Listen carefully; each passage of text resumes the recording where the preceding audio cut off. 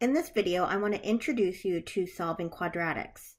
There are several methods you can use to solve a quadratic. There's factoring, there's using the square root property, complete the square, quadratic formula, and graphing. Now, before we jump into using these methods to solve, I want to quickly review with you what is the difference between a zero and an x-intercept. A zero, and sometimes it's called a root, is any value of x such that f of x equals 0. So I plug in that value, the 0, and I get out a 0. Now, if the 0 is a real number, then it is additionally an x-intercept. It is going to cross over the x-axis.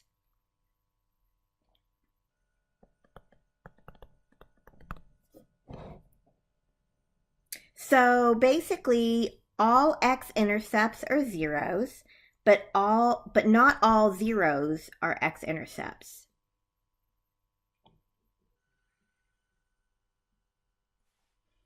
Okay, now, the different kinds of solutions that we could run into while we're solving a quadratic is we could have two real solutions. That means we would have two real zeros. So if the zeros are real, then we said that they would additionally be x-intercepts. So we might get a picture that looks like this. Here's a solution wherever that value of x is that crosses, and here's a solution. Now we could have one real solution, which would mean it would touch the x-axis in just one place. So it might look something like this. If there are no x-intercepts, then it's never crossing the x-axis. And you might get something like this, or it could face downwards, of course, and look like this. Either way, it would never touch the x-axis, so there's no real solutions, but they would be imaginary.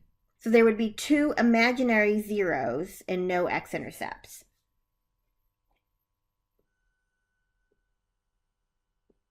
Okay, so the first method we're going to talk about is solving by factoring. The whole idea when we solve by factoring is we're using the concept that if I multiply two things together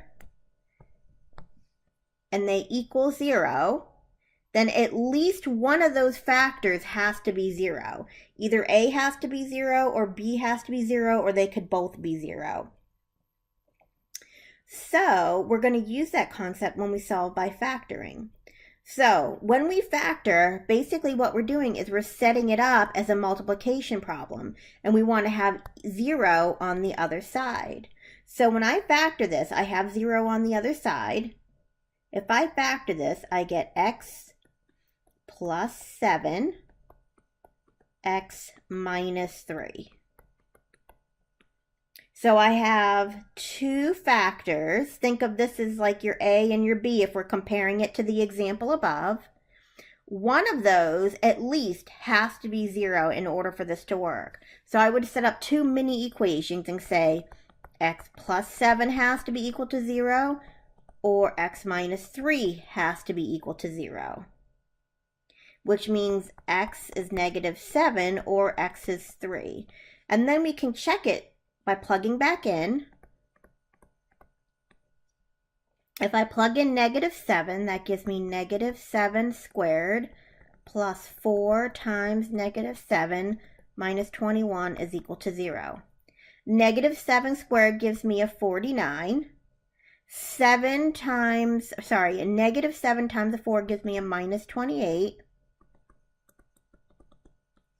If I take 49 minus 28, that gives me 21. And 21 minus 21 is 0. So that works. Now let's check 3. If I take 3 squared plus 4 times 3 minus 21 and check to see if that's equal to 0, that gives me 9 plus 12 minus 21 is equal to 0. 9 plus 12 is 21, and 21 minus 21 is 0. So that works as well. So basically the whole idea is to make sure you have 0 on one side and then factor the other side. Now, the thing with solving by factoring is it doesn't always work unless the polynomial or the quadratic is factorable. If it is not factorable, then you'll have to resort to another method, which we'll talk later on in another video.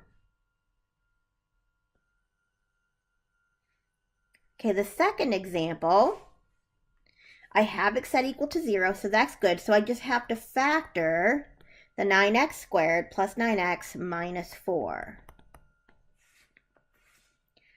All right, so if I factor that, I'm going to get 3x minus 1 and 3x plus 4. So think of this is your A and this is your B. One of them at least has to be equal to 0 if I multiply them together to get 0. So then I'm going to set up two mini equations. 3x minus 1 is equal to 0. And 3x plus 4 is equal to 0, and solve each of those individually. And then, of course, I can plug back in and check. So I'm going to add 1 to both sides and divide by 3. So I get x is 1/3. That's one solution. And then if I solve this one, I'm going to subtract 4 from both sides and then divide by 3. So my other solution would be -4/3. So this is going to be a solution where it's going to cross the x-axis twice. And up here in the first example, we had two solutions as well. So I'm also going to have a situation where it crosses twice over the x-axis. Okay, example 3. In order to solve by factoring, recall that we need to have the set equal to 0. So I'm going to subtract 16 from both sides. Now I'm going to factor. This is the difference of squares. So I'm going to have 3x minus 4, 3x plus 4 when I factor. And then I set each of these separately equal to 0. So I have 3x minus 4 is equal to 0. And 3x plus 4 is equal to 0. So when I solve the first mini equation for x, I add 4 to both sides and I divide by 3. So that's going to give me a 4/3. When I solve the second mini equation for x, I subtract the 4 and divide by 3. So that's going to give me a -4/3. So here's another example of where it crosses the x-axis twice. So just to kind of get a picture of this in your head, it would cross at -4/3 and +4/3. And we know that quadratics have this kind of a smile or a frown shape. I know that it's a smile shape because my leading coefficient is positive.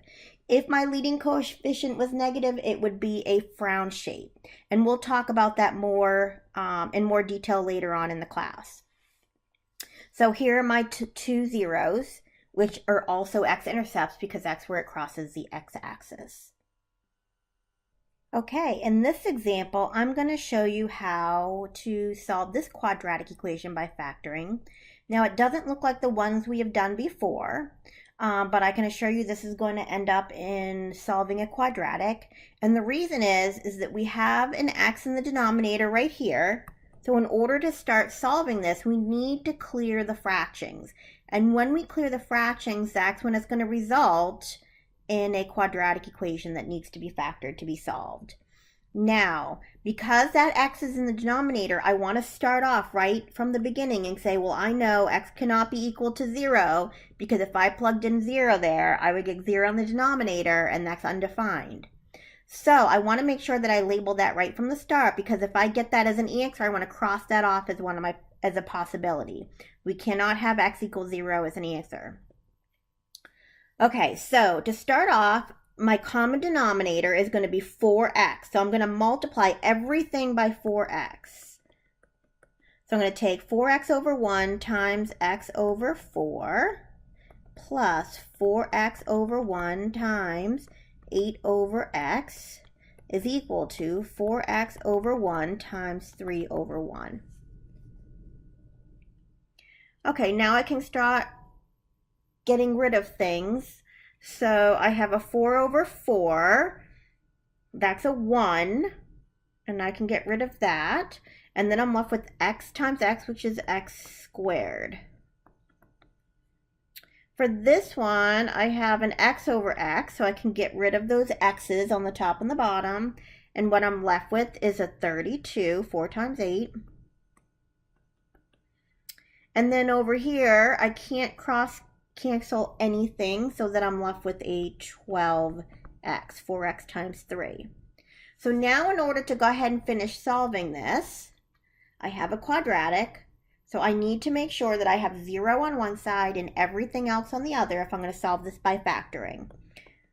So I'm going to subtract 12x from both sides. Okay, now that I subtract 12x from both sides, I am going to try and factor this.